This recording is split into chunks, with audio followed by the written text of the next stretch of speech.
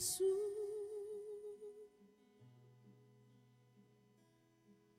Esa llama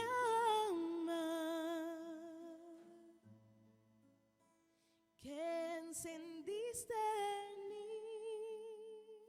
Es muy oportuno para este pasaje que vamos a estudiar el día de hoy hacer una exégesis y una predicación expositiva, porque este sí ha sido uno de los pasajes más mal interpretados de toda la historia de la iglesia cristiana. Vamos entonces, hermanos, a Santiago capítulo 5. Dije el versículo 14 hace un momento, pero es a partir del versículo 13. Voy a leerlo en la versión Reina Valera 1960. Santiago capítulo 5, versículos del 13 al 18. Dice la palabra del Señor así, hermanos. ¿Está alguno entre vosotros afligido? Haga oración. ¿Está alguno alegre? Cante alabanzas. ¿Está alguno enfermo entre vosotros? Llame a los ancianos en la iglesia y oren por él, ungiéndole con aceite en el nombre del Señor. Y la oración de fe salvará al enfermo y el Señor lo levantará. Y si hubiere cometido pecados, le serán perdonados. Confesaos vuestras ofensas unos a otros y orad unos por otros para que seáis sanados. La oración eficaz del justo puede mucho. Elías era hombre sujeto a pasiones semejantes a las nuestras y oró fervientemente para que no lloviese, y no llovió sobre la tierra por 3 años y 6 meses. Y otra vez oró, y el cielo dio lluvia y la tierra produjo su fruto. Vamos a orar, hermanos. Señor, te damos gracias, Señor, por todas tus bendiciones. Pero queremos rogar también, Señor, en el nombre de Jesús, que tengas misericordia de nosotros, de este pequeño remanente, Señor, y nos hables, Señor. Que tu Espíritu Santo, Señor, toque nuestros corazones, el de cada uno de los que estamos aquí, Señor. Padre, usa la vida de tu siervo, Señor. Ayúdame a recordar, Señor, que yo no soy nada, Señor, pero te ruego que hables por medio de mí lo que quieras hablar a tu pueblo, a mis hermanos y hermanas, en el nombre de Jesús. Llévate la gloria y la honra, Señor, e instrúyenos acerca de esto. Amén. Ok, hermanos, entonces recordemos brevemente que la carta de Santiago es una carta en la que el pastor Santiago le escribe una carta a sus ovejas. Recordemos también el contexto, los destinatarios de esta carta, las personas a las que Santiago escribe esta carta, eran originalmente congregantes cristianos de la iglesia de Jerusalén, que con el martirio de Esteban tuvieron que salir huyendo, según nos cuenta el libro de los Hechos, tuvieron que salir dispersados por muchos lugares, y la carta nos da a entender que Santiago era el pastor de estas ovejas que tuvieron que salir por muchos lados. Santiago, como un pastor preocupado por sus ovejas, escribe esta carta dando instrucciones, amonestaciones, dando aliento a sus ovejas que estaban pasando por persecución, por aflicción. A través de todas las semanas que hemos estado estudiando la carta de Santiago, hermanos, sabemos que estas personas a las que fue dirigida esta carta estaban pasando por aflicción, había gente abusando de ellos, había ricos que los estaban oprimiendo y no les pagaban su salario, había gente que los llevaba a las cárceles, la estaban pasando mal. Pero muchos de estos hermanos que estaban en esta aflicción, también al mismo tiempo tenían algunas actitudes que no eran del todo positivas. Estaban empezando a quejarse unos de otros. Estaban empezando a hacer chismes. Algunos querían hacerse a sí mismos maestros. Algunos usaban su lengua de manera descuidada. Y otras cosas que hemos visto a lo largo de estos 5 capítulos. Eran cristianos afligidos probablemente comprometidos con el Señor, pero no era una iglesia perfecta, ni mucho menos. Y Santiago hace muchas exhortaciones en este sentido, especialmente en el capítulo 5, hermanos, que es en el capítulo en que nos encontramos. En el versículo 1 nos habla de aquellos ricos que estaban oprimiendo a los pobres, muy probablemente personas ricas, no creyentes, que estaban oprimiendo a los creyentes, y Dios nos hace saber que esos ricos, que pareciera que nadie les puede hacer nada, Dios un día va a juzgar. Puede ser que el creyente esté pasando por aflicción, que alguien lo esté oprimiendo, que alguien esté abusando de ellos, pero hermanos, hemos aprendido, ¿verdad?, que Dios no se va a quedar de brazos cruzados. Si nos dice el Señor, hijo mío, tú no tomes justicia en tu propia mano, porque mía es la venganza, yo daré el pago, dice el Señor. El Señor va a actuar, hermanos. Amén. Y por eso es que el Señor, por medio de Santiago, más adelante, versículos más adelante, de hecho en el versículo 7 dice: por tanto, hermanos, tened paciencia hasta la venida del Señor. El Señor, el Espíritu Santo, por medio de Santiago, ya nos ha instruido a aprender a ser pacientes en medio de esta dificultad. No te desesperes, dice Santiago. La estás pasando mal, pero no te desesperes. Hay gente abusando de ti, pero el Señor no se va a quedar de brazos cruzados. Sé paciente. Persevera, aprendimos el domingo pasado precisamente. No es cierto, fue hace 2 domingos. Persevera. A pesar de las pruebas, continúa. Persevera, persevera, persevera. No te quejes de tus hermanos a pesar de las pruebas. El siguiente versículo, el domingo pasado, ahora sí, el Señor nos ha instruido sobre el uso de la lengua, porque en el contexto aprendimos que los judíos de esa época eran muy dados a que cuando se sentían bajo presión empezaban a jurar. No, yo te juro por el cielo que todo eso, ¿se acuerdan? Aprendimos que no necesariamente Dios está prohibiendo los juramentos, sino que lo que el Señor quiere es que tengamos una manera de hablar honesta, responsable, que siempre hablemos con la verdad. Hermanos, todo esto es una exhortación, una serie de exhortaciones que el Señor nos hace a nosotros como creyentes cuando estemos en aflicción, cuando estemos en problemas, cuando le estemos pasando mal. Nos exhorta a tener un carácter cristiano, pero, y este es el tema de hoy, pero, aunque el Señor nos exhorta y nos amonesta acerca de la actitud cristiana correcta, no es que Santiago no crea, o crea más bien, que su grey, que estas ovejas sean alguna especie de superhumanos que no sienten nada. Santiago no está pensando, no está diciendo, persevera, al cabo que no te pasa nada. Santiago no piensa eso. Y en los siguientes versículos, él va a considerar precisamente esa debilidad humana. Esos momentos en los cuales te sientes angustiado, triste, solitario, que tienes ganas de tirar la toalla. Algunos hermanos cristianos, que por cierto yo respeto mucho, hay algunos hermanos que piensan que el cristiano no se deprime. Yo respeto mucho a algunos hermanos que piensan así, de verdad lo digo, los respeto mucho. Pero ¿cuál es la evidencia bíblica para esa afirmación? Hay hermanos que dicen, no, es que el cristiano siempre está gozoso. ¿En serio? La evidencia bíblica no nos dice eso, hermanos. Piensa en Elías. De hecho, Santiago va a utilizar el ejemplo de Elías un poco más adelante en este mismo pasaje, como leímos. Pero piensa en Elías, era un hombre que hizo grandes milagros y llegó a un punto en su vida en que se deprimió.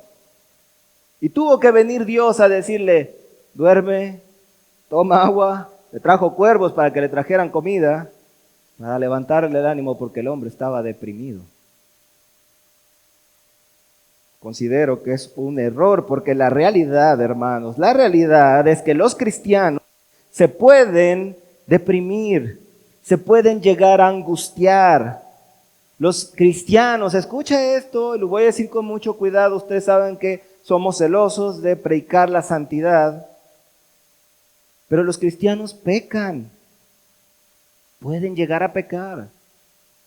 Los cristianos pecan, viven consecuencias, se enferman. Los cristianos, incluso los más espirituales, también llegan a sentirse confundidos. Toda clase de cosas de este tipo que son claramente humanas, hermanos. El mismo Spurgeon,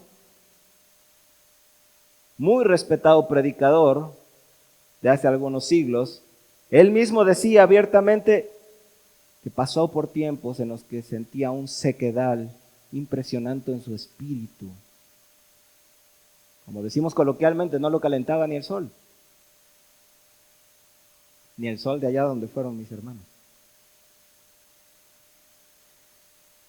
Santiago pone el ejemplo de Elías como alguien fervoroso en oración, pero también con pasiones, dice la palabra de Dios, pasiones semejantes a las nuestras. La Escritura nos cuenta que Elías se deprimió.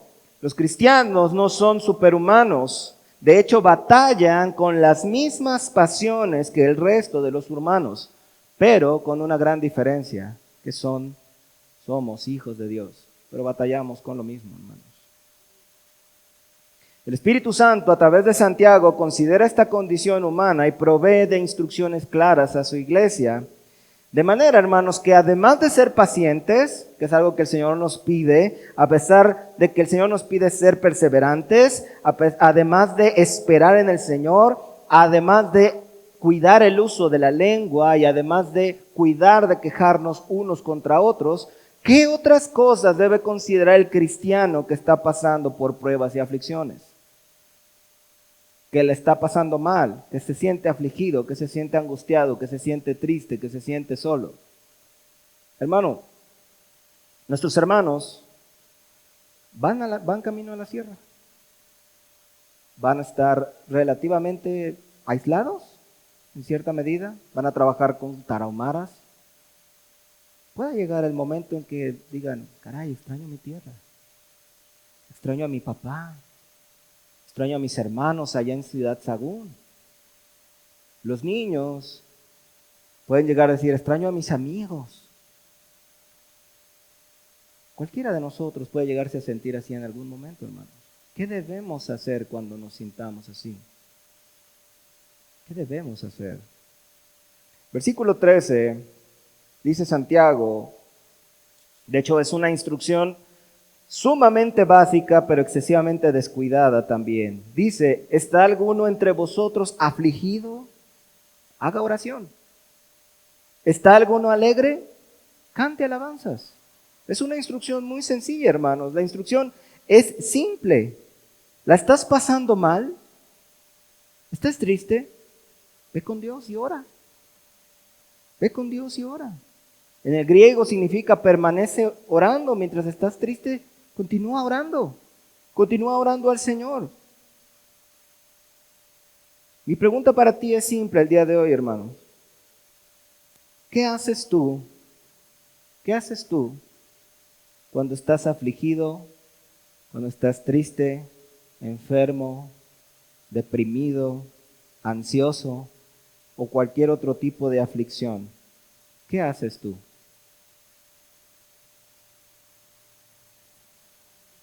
Ahora, yo te voy a decir una cosa. ¿Cuál es la tendencia humana que tenemos cuando estamos así? Meterte en tu concha. Aislarte de los demás. No quiero hablar del tema. No quiero relacionarme ahorita con gente. Estoy metido en mí. Ya sabes, todos estos pensamientos negros. No sé si alguna vez has pasado por eso. Soy honesto, yo quiero confesarte. Yo sí. Estás triste. Y en lugar de ir al Señor, estás ahí en tu silla dando vueltas, ¿no? Con la cabeza llena de pensamientos y le estás dando vueltas y vueltas y vueltas y vueltas y vueltas. Pero no vas al Señor. ¿verdad? Estás triste, pero no vas al Señor. Otra solución humana, otra tendencia que tenemos los humanos es: estoy en problemas, estoy afligido, busca una solución terrenal. Tengo problemas económicos, me siento afligido porque tengo problemas económicos, voy a ver en dónde pido prestado, ya voy con mi tía, voy con mi tío. ¿Por qué no vas al Señor? ¿Me entiendes? Actuamos carnalmente, aunque somos cristianos, hermanos. ¿Tienes problemas con tu pareja? Ya estás buscando el consejo de fulana, el consejo del pastor. ¿Por qué no vas primero al Señor? Mateo 11, versículos 28 al 30, dice el Señor Jesús: venid a mí todos los que estáis trabajados y cargados, y yo os haré descansar. La pregunta no es, hermanos, si cuando tú vas al Señor, el Señor te va a hacer descansar, si el Señor te va a dar reposo. La pregunta no es esa, porque el Señor dice que lo va a hacer, y si el Señor dice que lo va a hacer, Él va a cumplir. La pregunta es si tú le crees.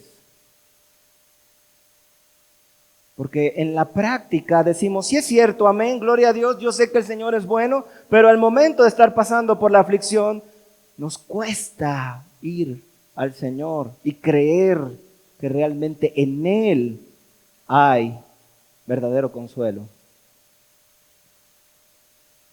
Llevad mi yugo sobre vosotros y aprended de mí, dice el Señor, que soy manso y humilde de corazón, y hallaréis descanso para vuestras almas. Porque mi yugo es fácil y ligera mi carga. Amén. Ve al Señor. Busca al Señor. Cuando te sientas solo, hermano, allá, en algún momento, busca al Señor. Él te dará descanso para tu alma. Versículo 14 al 16. En el versículo 13, antes de eso, en el versículo 13, vimos que Santiago enfatizó la necesidad personal de orar y alabar a Dios en la intimidad de su ser. Hay un punto ahí que me hizo falta tocar. Algunas veces el Señor nos da reposo también de nuestras aflicciones. Y viene la paz, vienen tiempos de gozo, vienen tiempos de refrigerio, pero también, ¿sabes qué? Se nos olvida dar gracias a Dios. Se nos olvida decir: gloria, Señor, gracias porque me concediste unas vacaciones en la playa. Gloria a ti, Señor, yo a lo mejor no tenía ni planes, probablemente no me lo merezco, pero en tu gracia tú me concediste. Y se nos olvida, hermanos. Por eso dice Santiago, instrucciones súper simples que muchas veces no somos capaces de llevar. ¿Estás afligido? Ora. ¿Estás contento? Canta al Señor. Amén. Ok, entonces ahora sí, hermanos, a partir del versículo 14, que es lo que vamos a estar viendo, en el versículo 13 hizo el énfasis como en la actividad espiritual personal, mi oración personal con Dios, mi alabanza al Señor, pero a partir del versículo 14 en adelante va a ser énfasis en lo colectivo, en la vida de la iglesia como un todo. No solamente en cómo yo tengo mi relación personal con Dios. ¿Han oído eso? Esa frase es muy popular hoy en día. Es que yo tengo una relación personal con Dios. ¿Han escuchado eso? Es muy común. Y es correcto, en cierta medida no está mal, pero el problema con esa frase es que de alguna manera sigue fomentando la tendencia individualista que tenemos hoy en día en nuestra sociedad. Estamos acostumbrados a pensar nada más en nosotros mismos, en enfocarnos en mí. Incluso en el aspecto espiritual, religioso, es mi relación con Dios. Yo tengo que estar bien con Dios. Es mi oración, mi tiempo de alabanza, yo con Dios, yo y Dios. Hermanos, esa no es la vida cristiana. La vida cristiana es yo y mis hermanos que están aquí conmigo. ¿Se entiende? Tenemos que cambiar un poco nuestra manera de pensar en ese sentido. De estos versículos que vamos a ver a continuación, hay bastantes malas interpretaciones. Sobre estos versículos dice un comentarista, pongan atención, dice, los versículos 14 al 16 han sido quizás los más malentendidos de toda la carta. Se los ha manipulado para hacerlos sostener las más variadas formas de doctrina y práctica cristiana, desde las concepciones mágicas del poder del aceite de la unción. ¿Has escuchado eso alguna vez? El poder del aceite de la unción. Bueno, es muy común en iglesias protestantes. Pasando por el poder de la oración de fe, hasta el aceite de la oración o la sagrada unción de la iglesia ortodoxa griega y el sacramento de la extrema unción de la iglesia católica romana en el Concilio de Trento. ¿Sabían que la iglesia católica romana tiene un sacramento en el que al moribundo van y le ponen aceite, oran por él y a ver si sana o vaya a decirle, pues ya hasta aquí llegaste, ¿no? Está extraído de una mala interpretación del pasaje que vamos a ver ahorita. Pero también, lamentablemente, hay iglesias, hay hermanos sinceros, probablemente, que hacen uso del aceite como si fuera una especie de fórmula mágica. Ponen aceite y todas esas cosas. Dice el versículo 14, ¿está alguno enfermo entre vosotros? Nota el tono colectivo que empieza a tener Santiago. Ya no está hablando solamente de la persona en particular, sino de la iglesia como un todo. ¿Está alguno enfermo entre vosotros? Llame a los ancianos y oren por él, ungiéndole con aceite en el nombre del Señor. Y la oración de fe salvará al enfermo y el Señor lo levantará. Y si hubiere cometido pecados, le serán perdonados. Enfermo, hermanos, aquí en este pasaje, enfermo es una palabra griega que igualmente puede significar estar cansado, estar sin fuerzas, sin capacidad para hacer nada y por extensión estar necesitado, débil, enfermo.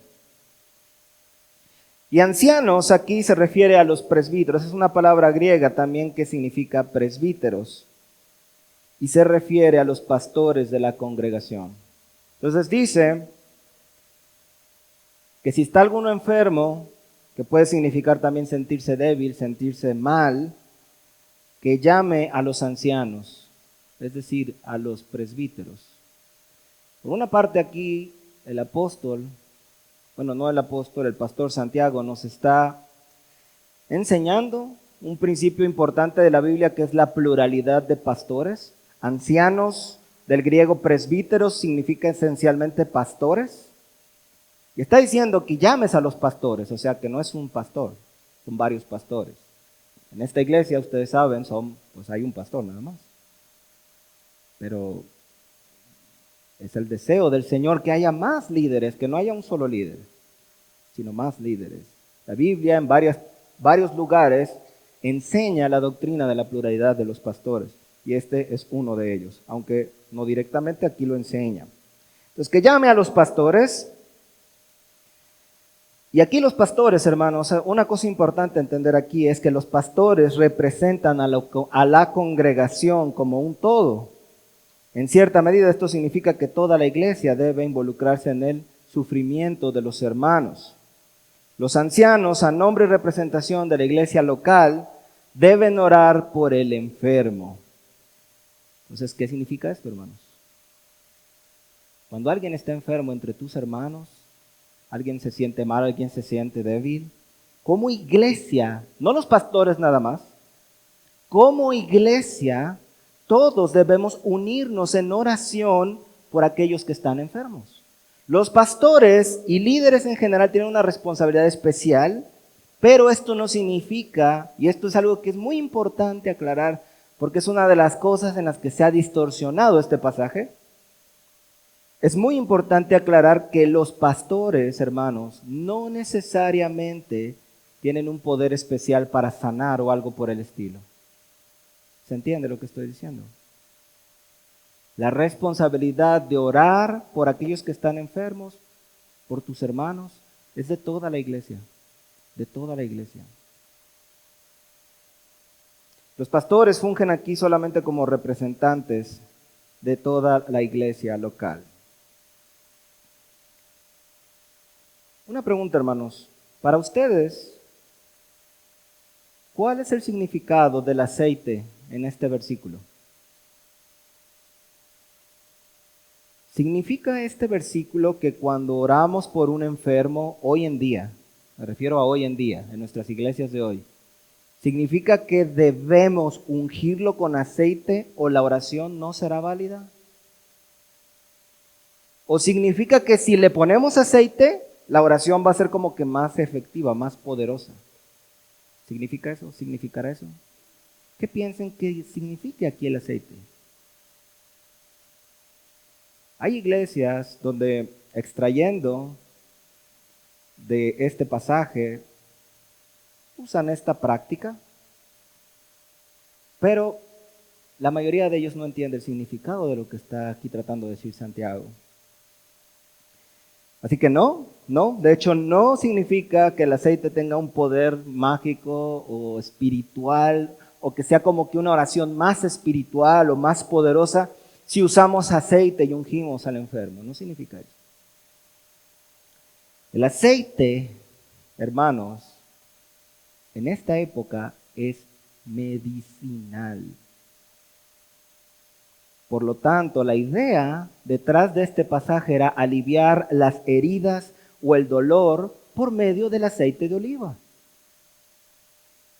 La palabra ungir también dice que lo unjas con aceite. La palabra ungir en el original griego habla del acto de aplicar un ungüento como un masaje para proveer alivio al enfermo. Entonces, con esto en mente, leamos este pasaje. Lucas 10:34 nos dice la palabra de Dios, es la historia del buen samaritano. Dice Lucas 10:34, y acercándose vendó sus heridas, echándoles aceite y vino, y poniéndole en su cabalgadura, lo llevó al mesón y cuidó de él. ¿Cuál es el uso que el buen samaritano le dio al aceite? Medicinal. Era un ungüento. De hecho, me di a la tarea de hacer una pequeña búsqueda en internet de, ¿qué propiedades medicinales, curativas tiene el aceite de oliva hoy en día en nuestra sociedad? Es una maravilla el aceite de oliva. Sirve para la digestión. Si tienes ronchitas en la piel, te lo untas y te puede servir. Y un montón de cosas que te encuentras en internet de para qué sirve el aceite de oliva. Es un aceite muy bueno. Mi esposa últimamente trata de cocinar un poco más con ese tipo de aceite para que nos haga mejor digestión. Es un aceite saludable, es un aceite bueno. Y es un aceite que en la antigüedad, en época de Santiago, en época del Señor Jesús y antes, se usaba muchísimo con fines medicinales. Entonces, hermanos, vemos que no se trata de un poder mágico, sino básicamente es la medicina que tenían nuestros hermanos en ese momento al alcance. Ahora, imaginemos un momento la escena. Usa tu imaginación un momento, hermano. Hay un hermano enfermo o débil en la congregación que quizá no ha podido congregarse o que sí se congrega pero se siente enfermo. Piensa en esa iglesia primitiva de hace 2000 años. Ubícate ahí. Hay un hermano enfermo ahí. Sus hermanos en Cristo notan su condición y se preocupan por su bienestar y salud. Los hermanos piden a los ancianos que vayan con ese hermano enfermo y oren por él en representación de toda la iglesia. Toda la iglesia está preocupada por ese hermano. Y le piden a los ancianos, hermanos, por favor, vayan con nuestro hermano fulano. Vayan con nuestro hermano Trófimo porque está enfermo y estamos preocupados por él. Por favor, vayan y oren por él. Luego los ancianos llevan el aceite de oliva, el cual tiene muchas propiedades medicinales, como ya vimos, llegan a la casa de Trófimo. Uno de ellos, uno de los ancianos, uno de los pastores de esa iglesia, pone aceite de oliva en sus manos y empieza a frotar el cuerpo de Trófimo, que se siente muy débil. Empieza a frotar la espalda, la cabeza, el cuello. ¿Para qué? Para proveerle un poco de alivio al dolor que está pasando. Él se siente mal. Mientras tanto, el resto de los ancianos ahí presentes, mientras uno de ellos está frotando y dando un poco de alivio al enfermo Trófimo, el resto de los ancianos, el resto de los pastores que están ahí, están orando, están de rodillas, están derramando su alma, están llorando delante del Señor y rogándole al Señor: Señor, por favor, haz un milagro a nuestro hermano Trófimo, él se siente mal. Mientras tanto, el pastor sigue: hermano, recibe sanidad. Que este aceite te sirva para que te sientas mejor. Quizá la iglesia no esté ahí porque no caben todos, ¿verdad? Pero a lo mejor está reunida en la sinagoga al mismo tiempo y ellos están orando: Señor, ten misericordia de nuestro hermano Trófimo, por favor, Señor. Ayúdalo, Señor. Usa a los ancianos, Padre. Los hermanos siguen orando con amor y fervor, mientras uno de los ancianos sigue derramando aceite cuidadosa y delicadamente sobre su amado hermano al que ve sufriendo. Todos desean que su hermano se recupere pronto, pero les duele verlo en esas condiciones. Esa es la escena. Ahora entiendes el espíritu que es Santiago, el espíritu del pasaje que acabamos de leer. Esto que acabo de describir es a lo que Dios nos está llamando. Hermanos, un preocuparnos por nuestros hermanos. Si puedo proveer algo de alivio a mi hermano, lo voy a hacer. No es el aceite de oliva, hermano. Son las manos de ese anciano llenas de aceite, deseando en su corazón proveer un poco de alivio a su hermano enfermo. No es el aceite, es el amor. Quiero que mi hermano esté bien. Y otros orando por ahí. Lo principal es la oración. El aceite es lo de menos. Puedes llevar, si quieres, un Vaporub. Lo importante es que con tus manos, con tus oraciones, con tu corazón, estés ahí con tu hermano que tiene necesidad. Y esa es la interpretación de este pasaje. Nada tiene que ver con los santos óleos, nada tiene que ver con la extrema unción, nada tiene que ver con el aceite de la unción, no tiene nada que ver con eso, hermanos.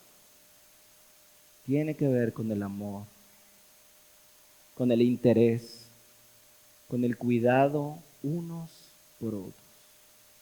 Amén, ¿se entiende? Entonces, este versículo correctamente interpretado tiene varias aplicaciones, hermanos. Debemos orar con fe por los enfermos, todos como iglesia, no solamente los ancianos.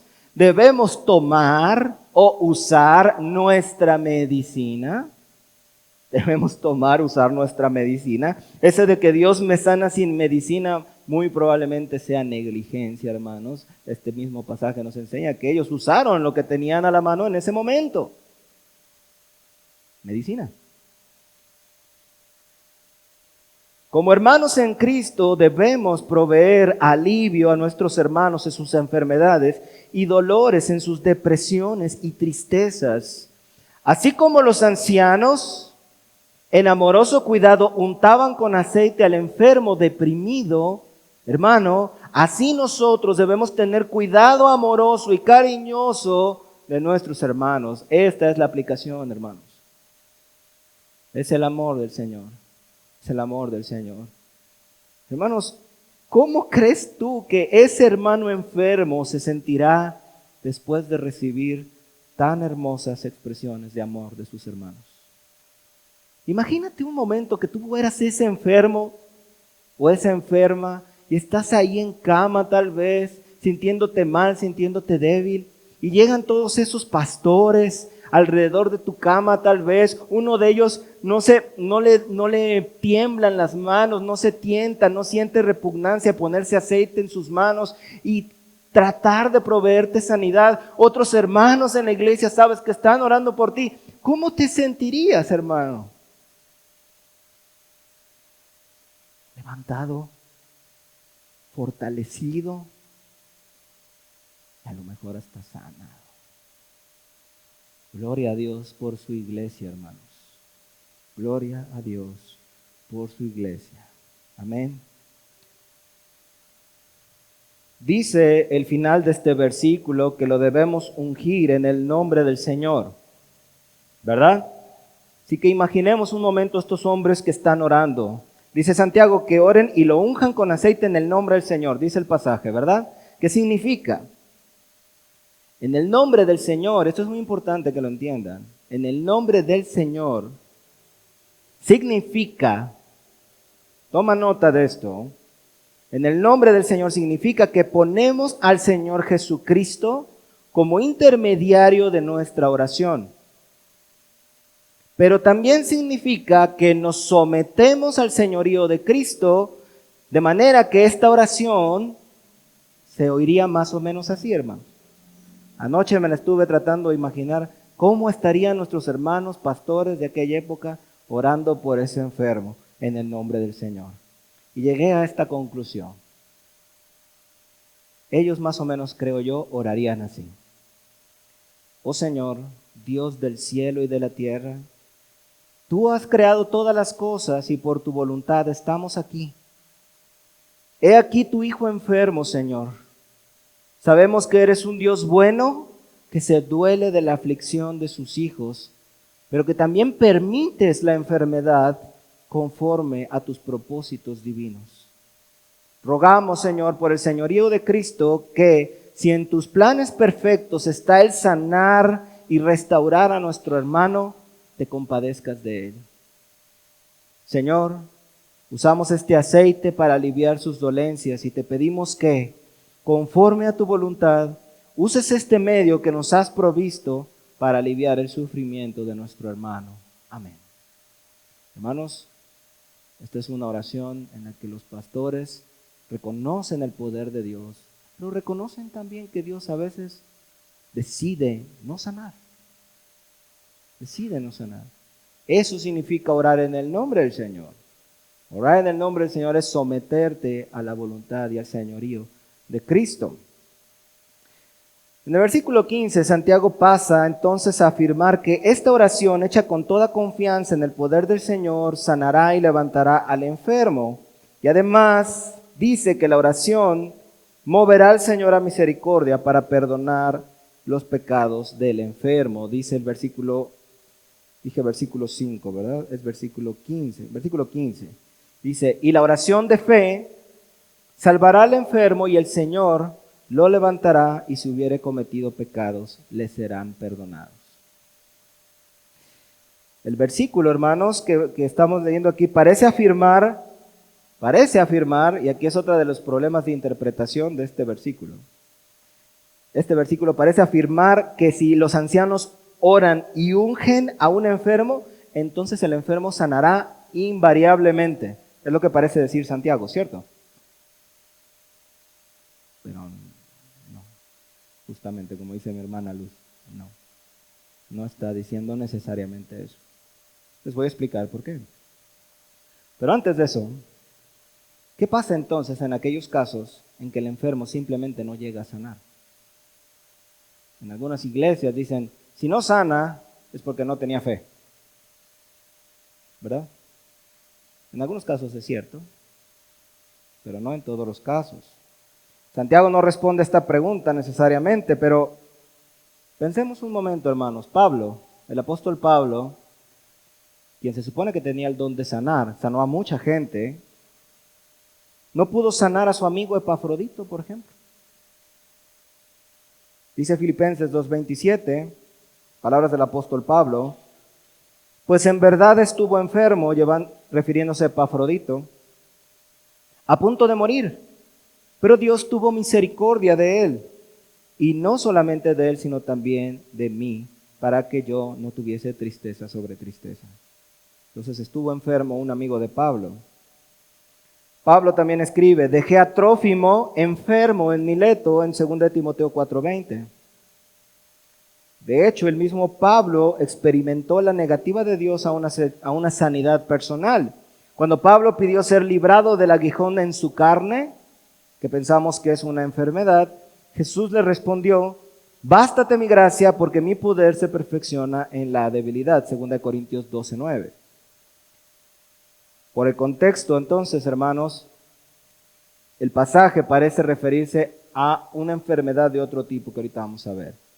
Pero a primera instancia, hermanos, notemos que incluso el gran apóstol Pablo, que sanó a muchas personas, no pudo sanar a sus amigos más cercanos. ¿Cómo es eso posible? ¿Será que Pablo no oró por ellos? ¿Será que Pablo no oró con fe por ellos? ¿O será que a veces Dios simplemente decide no sanar? La realidad de lo que vemos en las Escrituras, hermanos, y es algo que yo quiero que se lleven, que aprendan, que entiendan, es que a veces Dios simplemente decide no sanar. ¿Por qué? Hay una gran variedad de propósitos por los cuales Dios decide dejarte enfermo. Pero Santiago, específicamente en este contexto, vamos a leer tantito nuevamente los versículos del 14 al 16. A ver si con esta lectura completa ustedes mismos pueden decirme: ya sé por qué estaba enfermo este hermano. Ya sé por qué estaba enfermo este hermano. ¿Ok? Vamos a leer versículos 14 al 16. ¿Está alguno enfermo entre vosotros? Llame a los ancianos de la iglesia y oren por él, ungiéndole con aceite en el nombre del Señor. Y la oración de fe salvará al enfermo, y el Señor lo levantará. Y si hubiere cometido pecados, le serán perdonados. Confesaos vuestras ofensas unos a otros y orad unos por otros para que seáis sanados. ¿Por qué estaban enfermos? ¿Cuál era el motivo de la enfermedad de estos hermanos? ¿La qué? Ofensas, pecados. El contexto de este pasaje es enfermedad que viene por causa del pecado. Es importante analizar las Escrituras con cuidado, hermanos, para no sacar aplicaciones que están fuera de contexto.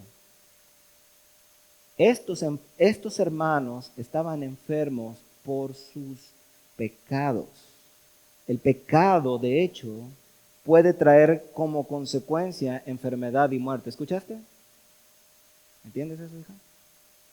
El pecado puede traerte enfermedad y muerte. No significa que toda enfermedad venga como consecuencia del pecado. Tenemos el ejemplo de Job, que era justo y enfermó, aunque no necesariamente por causa de un pecado. Pero nuestro Señor Jesús enseñó que la enfermedad puede venir por estas dos causas. Puede venir por causa del pecado, puede venir sin pecado. Juan 9, del 1 al 3 dice: al pasar Jesús vio a un hombre ciego de nacimiento y le preguntaron sus discípulos diciendo: Rabí, ¿quién pecó, este o sus padres, para que haya nacido ciego? Respondiendo Jesús: no es que pecó este ni sus padres, sino para que las obras de Dios se manifiesten en él. En este caso, hermanos, la enfermedad de esta persona, de este ciego de nacimiento, vino por voluntad de Dios para que fuese Dios glorificado. Simplemente Dios le plació por su soberana voluntad decir: este hombre va a nacer ciego porque yo voy a hacer una obra gloriosa en él para glorificarme a mí mismo. Y ese fue un propósito del Señor. No tenía que ver con el pecado. Pero el mismo Señor Jesús en Juan 5, de 13 al 14 dice así: y el que había sido sanado, un ciego que estaba también, que fue sanado, no sabía quién fuese, un paralítico, perdón. Porque Jesús se había apartado de la gente que estaba en aquel lugar. Versículo 14. Después le halló Jesús en el templo y le dijo: mira, y aquí está el punto, mira, has sido sanado, no peques más para que no te venga alguna cosa peor. Vemos la relación. Jesús claramente está dando a entender que la enfermedad que sanó a este hombre, que sanó en este hombre, vino por causa de su pecado. E incluso le advirtió que si persistía en pecar le iba a venir algo peor, una enfermedad peor tal vez. Una enfermedad relacionada con el pecado. Así que hermanos, con esto en mente, ¿qué es lo que Santiago nos está diciendo? Santiago está dando a entender que alguien que está enfermo por causa de su pecado y que muy probablemente está siendo disciplinado por Dios por causa de sus pecados, puede llamar a los ancianos, puede pedir oración a la iglesia. Se entiende, obviamente, que el enfermo debe admitir su pecado. El versículo 16 nos dice que debe confesarlo. El enfermo que está siendo disciplinado por Dios por causa de su pecado, debe primeramente reconocer su pecado, arrepentirse de su pecado y entonces tal vez decir, hermanos, ayúdenme. Sé que el Señor está tratando conmigo, lo hice mal, pequé contra ti, pequé contra el Señor, ayúdenme, no me dejen solo. Ya entendí, el Señor me hizo ver mi pecado. Entonces los ancianos vienen y oran por su hermano. ¿Se entiende? ¿Se entiende el significado de este pasaje, hermanos? El hombre o mujer en este estado de arrepentimiento será, dice el versículo, perdonado por Dios y puede incluso ser sanado físicamente por Dios. Y creo yo que algunos de nosotros nos hemos tenido oportunidad de ver esta clase de milagros. También hemos podido ver la otra parte. Personas que no se quieren arrepentir y Dios nunca los sana. ¿Verdad? Así que hermano, hermana, ¿estás lidiando con la enfermedad del día de hoy? ¿Estás lidiando con el agotamiento?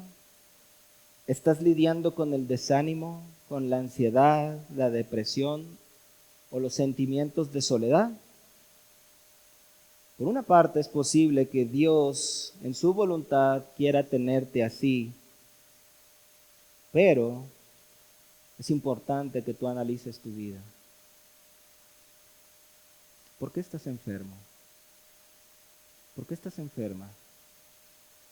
¿Por qué Dios te quiere tener enfermo, enferma, desanimado, agotado? ¿Será que tienes un pecado que no quieres admitir? ¿Será que hay algo en tu vida todavía que estorba? ¿Que el Señor tiene que usar la enfermedad? ¿O el desánimo? ¿La depresión? ¿Hay algo que no quieras reconocer? ¿Algo que quizá en tu orgullo te resistes a reconocer que hiciste mal o que estás todavía haciendo mal?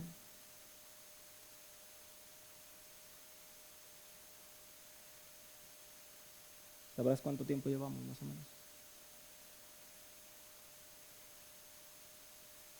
Los veo un poco cansados. Los veo con un poquito de sueño. La playa. La playa. Está bien. ¿Me van entendiendo hasta ahorita más o menos? Lo que estoy tratando de explicar. ¿Sí? ¿Se va entendiendo el mensaje de Santiago? Okay. Voy a tratar de irme un poquito más rápido para no dormirlos, hermanos. Pero si no, ahorita los voy a poner a saltar o a ver qué se me ocurre. Hermanos, necesariamente el pecado está relacionado con la enfermedad y viceversa, muchas veces. No sé ustedes, a mí me gusta ver series policíacas. Luego no dejo a mi hija porque pues es tema de criminales y eso. Me gusta ver este tipo de series, las que son moderadamente sanas al menos. Y una de las series que más me gusta ver es La Ley y el Orden. No sé si alguien ha visto alguna vez La Ley y el Orden. ¿A ti te gusta ver La Ley y el Orden? Bueno, en un capítulo que vi hace poquito, resulta que había una policía del FBI que cometió un asesinato 25 años atrás. Esa es más o menos la historia. Y bueno, pues obviamente lo encubrió, era policía, y hasta incluso trató de incriminar a otra persona con un perfil y hasta montó ahí un espectáculo de todo el rollo. Pero cuando los detectives comenzaron a investigar más y más en el capítulo, ¿verdad? Se dieron cuenta de quién realmente había cometido el crimen. En el interrogatorio, la detective Benson le dijo a esta otra policía: debe haber sido tan difícil guardar ese terrible secreto tan dentro de ti. Ya es tiempo, Dina. Tienes que dejarlo ir. Tienes que dejarlo salir. Al tiempo que la mujer, llena de culpa, se tomaba la garganta como si sintiera que algo estuviera, ya sabes, como aquí atorado. Hasta que confesó su crimen. Y es interesante, hermanos, porque cuando ella confesó, los policías llegaron, la arrestaron, obviamente, pero la cara de ella se veía, al menos la actriz, como, ya, han sido 25 años cargando con esto, ya soy libre de esto, soy libre. Hermanos, los pecados no confesados, aquellos pecados que no reconocemos, nos pueden enfermar. Las cosas que ocultamos, incluso las que hemos sepultado en nuestra inconsciencia, nos atormentan y nos enferman. ¿Sabías eso? David lo sabía muy bien, dice Salmos 32, 3 al 5, mientras callé, se envejecieron mis huesos en mi gemir todo el día. Mientras callé, mientras no lo confesé, me sentía terrible. Porque de día y de noche se agravó sobre mí tu mano, se volvió mi verdor en sequedades de verano. Pero vean esta parte. Mi pecado te declaré. Ahí está la confesión. Y no encubrí mi iniquidad. Dije, confesaré mis transgresiones a Jehová, y tú perdonaste la maldad de mi pecado. Puedo sentir a David hace miles de años, puedo sentir todavía lo mismo que David sentía. Ya, descansé. Mientras no lo solté, mientras no lo acepté, mientras no dije, sí, hice esto, maté a este hombre, Urías Eteo, me acosté con su esposa. Mientras no lo hice, me sentí terrible, terrible. El pecado no confesado y no perdonado nos ahoga, hermanos, pero cuando reconocemos que estamos mal, nos liberamos y el Señor nos perdona. Hermano, hermana, si hay enfermedad en tu vida, analiza si en tu vida no hay también pecado. Pecado que no quieres admitir, o tu orgullo no te deja reconocer que estás mal en algo. Analiza tu vida. ¿Tienes alguna enfermedad? ¿Tienes diabetes? O como yo, que constantemente sufro de agotamiento, tengo que analizar mi vida. ¿Por qué el Señor está permitiendo que yo esté así? ¿Hay algo en mi vida que no esté bien? Amén.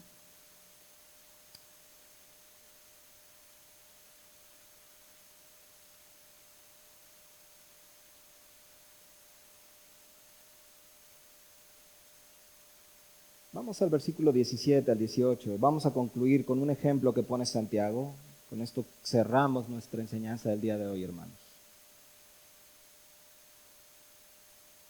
Versículo 17 y 18, Santiago pone un ejemplo sobre la eficacia de la oración de un hombre. Santiago pone como ejemplo a Elías. Elías, hermanos, era un hombre muy admirado en la época de la iglesia primitiva. Era tenido como un superhombre. Incluso algunos le asignaban poderes sobrenaturales a Elías. O sea, Elías era como el profeta de los profetas. Cuando hablabas de un profeta, Elías tenía que salir en la conversación en aquella época. Era muy admirado, muy respetado. Pero Santiago, hermanos, en este pasaje que vamos a leer, no pone énfasis precisamente en la gran figura que era Elías, sino en su debilidad y en su semejanza con nosotros. Dice el versículo 17 y 18, Elías era hombre sujeto a pasiones semejantes a las nuestras, Es decir, hermanos, vean, Santiago no, se está olvidando del super hombre, del super cristiano Elías. Él está diciendo, Elías era un hombre como tú y como yo. Es más, tenía las mismas debilidades que tú y que yo. Se deprimía igual como tú y como yo. Se ponía triste igual como tú y como yo. Pero ese hombre imperfecto, ese hombre débil, ese hombre como tú y como yo, oró fervientemente y Dios le contestó. Hermanos, quizá pienses que si fueras alguien más sobresaliente, entonces Dios oiría tus oraciones. Tú, hermano, hermana, tú, así como eres, tú puedes orar a Dios con confianza, aunque seas jovencita, aunque seas un niño, aunque no seas un gran hermano ni un gran predicador, tú puedes orar a Dios, igual que oró Elías, y Dios te oye. Amén. Muy bien, hermanos. Concluimos.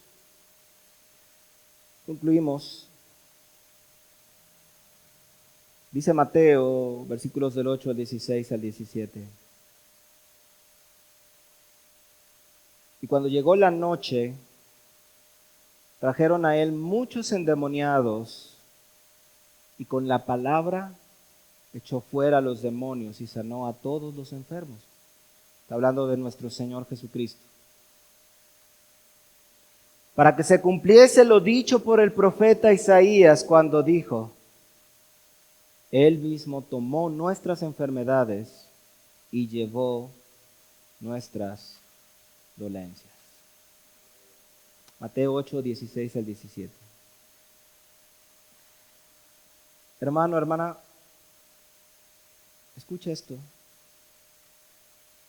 El Señor Jesucristo, llevó tus dolores, tus angustias, tus pecados, tus enfermedades en la cruz. Él cargó con todas nuestras aflicciones y las llevó en la cruz. En la cruz, Jesús murió por nosotros para que nosotros, escucha bien, tú que estás enfermo, que estás triste el día de hoy, el Señor murió y fue a la cruz. Hizo un sacrificio sangriento para que tú puedas ser sanado. Ahí están puestas todas tus aflicciones, todo tu dolor, en la cruz de Cristo Jesús. Y un día no habrá más enfermedad, dice su palabra, no habrá más dolor, sino salud, gozo y paz. Así que si vienes hoy con enfermedad, si tú vienes hoy con sentimientos de culpa, si algo te atormenta, si algo tienes atorado, si sientes culpa por algún pecado o vienes enfermo, ven a la cruz. Ven a la cruz, hermano. Reconoce delante del Señor tus faltas y ven a la cruz. Como decía el canto que cantamos hace un momento, trae tus culpas a la cruz, trae tus ansiedades y dolores al Señor y recibe gozo, paz y sanidad en el nombre del Señor Jesús. Hermano, hermana,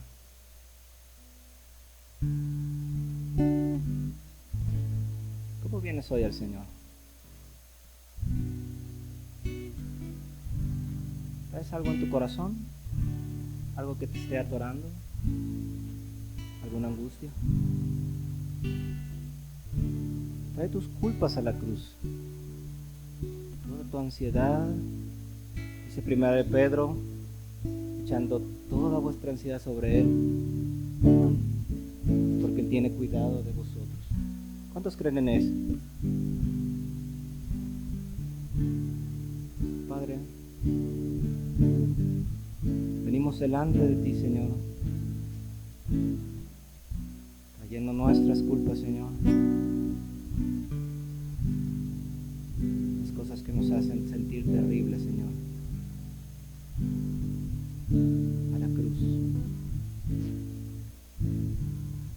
Gracias, Señor, por morir por nosotros, Señor.